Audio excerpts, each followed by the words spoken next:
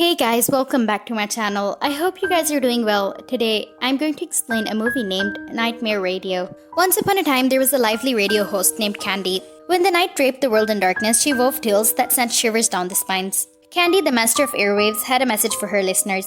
If you fear the unknown in the dead of night, perhaps it's time to switch off your radio. With a mischievous grin, Candy warned, "My stories have a way of haunting your dreams."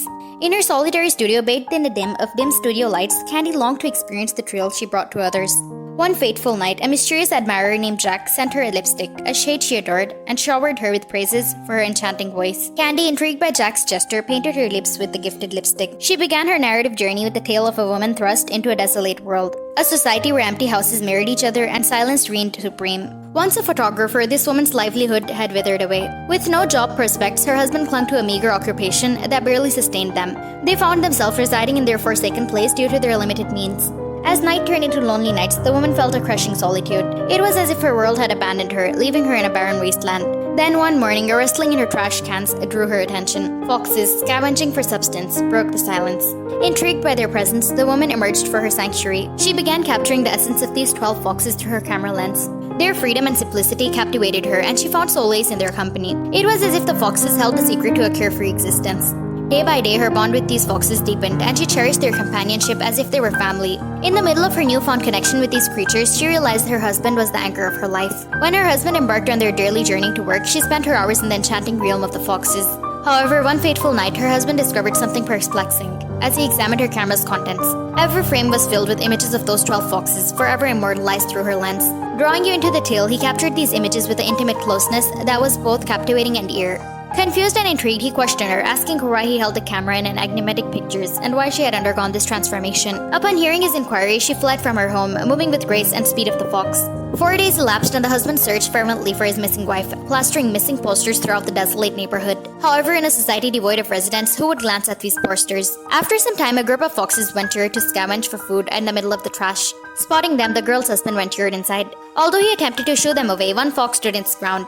Its eyes resembled of his wife's. Having recounted this eerie tale, Candy pursued to ask her listeners, "What do you think? Did the girl truly transform into a fox, or was it merely her husband's haunting perception?" During this pause, Candy received a mysterious call. The claimer called, "I can see you when you applied the lipstick I sent. My name is Jack."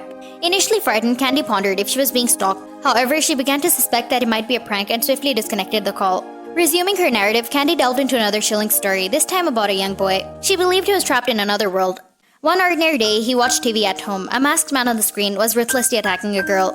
The eerie part was that the scene unfolding on the screen was eerily identical to his own home. Intrigued and disturbed, he rushed to investigate, convinced that the location he saw was indeed his own house. But when he arrived at the scene, he found no one except the girl who had been under attack and the masked man himself. With swift agility, she fled the scene. The mysterious man, undeterred, pursued the boy relentlessly.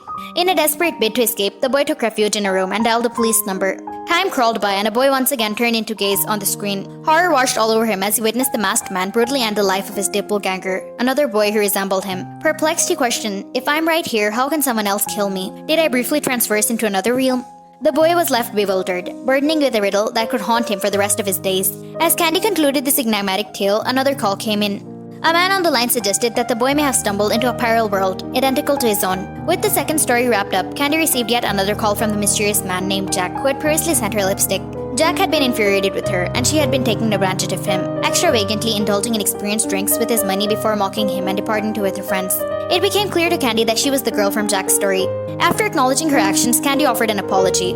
Jack, however, wasn't quick to forgive. He warned that she could have to face the consequences, and the call abruptly ended. The story continued as a new caller shared the tale of a hospital notorious for sightings of a mysterious woman during the night. To investigate this eerie phenomena, a film producer visited the hospital with his female employee. The film producer had a chilling purpose for his visit, to shoot a bone-chilling, immersive horror movie in the very hospital. His dedicated employee, a young woman, began recounting the hospital's grim journey. A century ago, a nurse had worked there, and her tragic tale echoed through time. Locked in a room, she had been pleading in necessity for her own words, being, "I want my child." The nurse's torment culminated in her shattering a window and ending her own life.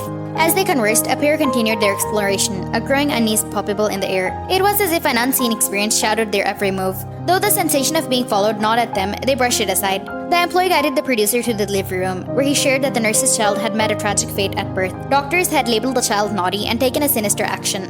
A photograph on the floor caught their attention. The doctor in the picture was none other than the employee's grandfather. She confided that the tale might hold the truth since her grandfather was never committing such heinous acts. Perhaps the doctors genuinely believed that the child to be malevolent. As the employee recounted the story, they suddenly heard a plaintive cry of a child emanating from a sealed room. Panic surged. How could a child cry in a room locked tight? Rushing to investigate, they found all exits shut. In a sinister twist, a mysterious woman ambushed the producer from behind. Fear gripped the employee girl. Destination clawed at her when she cried out, pleading with the unknown assailant to release them and allow them to escape that nightmarish ordeal. In a sheer panic, the employee girl demanded, "Who are you? Leave this place." Suddenly, a doll appeared before her, its ear voice echoing the haunting refrain, "I want my child." The employee girl pieced it all together. The tormented nurse's soul still lingered in the hospital, confirming the sinister tales that had circulated. Terrified, she bolted from a scene, only to stumble again at a gruesome sight. The nurse's vengeful spirit had torn its producer apart, ending his life. The employee girl's fear surged, propelling her onward to the room where the nurse had been confined.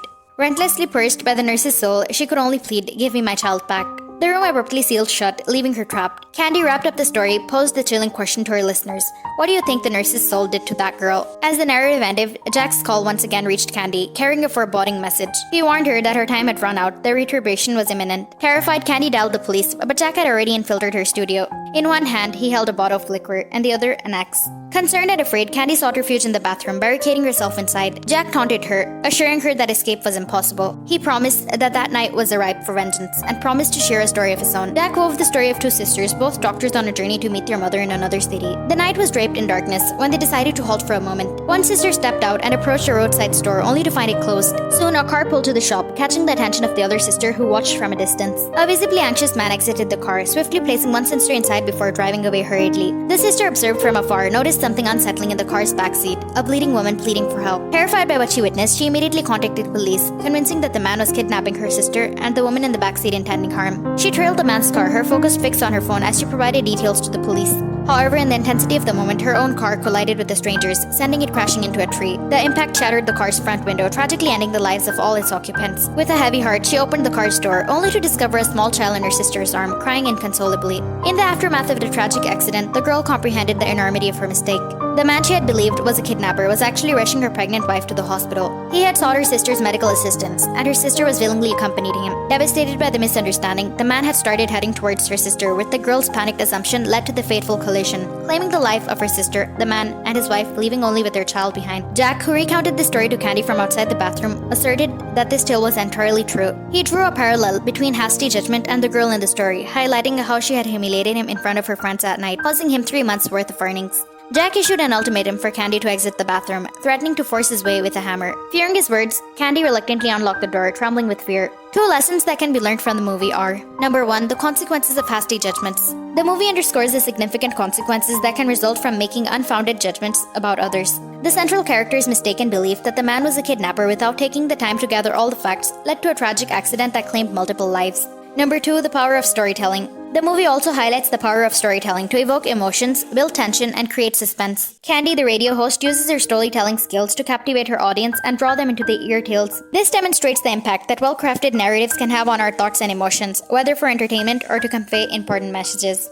So guys, this brings me to the end of the story. I hope you guys enjoyed watching this video, and if you did, do consider subscribing. Bye guys, take care.